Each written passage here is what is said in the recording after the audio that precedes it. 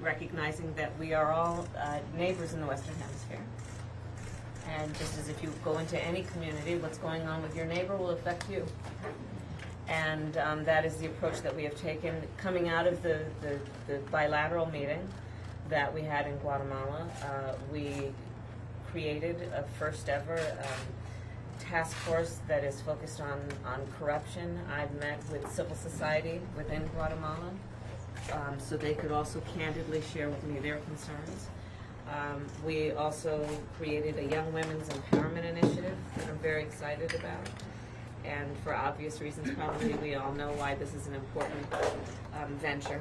And also a human smuggling and trafficking task force. In Mexico, the President of Mexico has been very clear that he wants us to be partners on these issues, and we signed, coming out of the bilateral meeting with President Lopez Obrador, we signed a memorandum of understanding about the investment in resources and priorities that each of our countries will put into addressing the issues in Central America, with a particular focus on Honduras and Guatemala and El Salvador.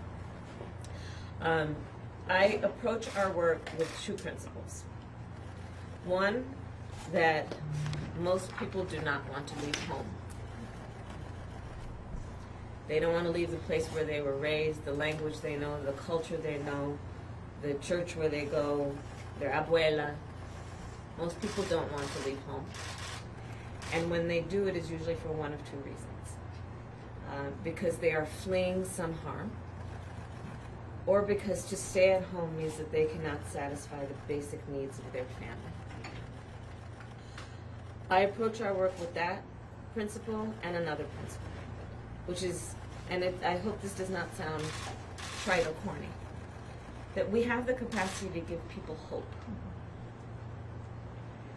and a belief that help is on the way. And so those principles are a large part of what is informing the work that we've been doing addressing the root causes. But today I want to hear from you, and you are on the ground, you have been on the ground, and it is very important to the President and me that we maintain not only access, but a role for you leaders to participate in our leadership around what needs to be done and what can be done. So with that, I thank you all. Again, Bishop, I thank you. If you don't mind me quoting scripture, Go for it. do justice, love mercy, walk humbly with your God. So that is a lot of what informs our work. And of course that crosses many faiths. And let that guide us with our work. So thank you all, and I will say I'll see you all later to the press, and we're going to start our conversation.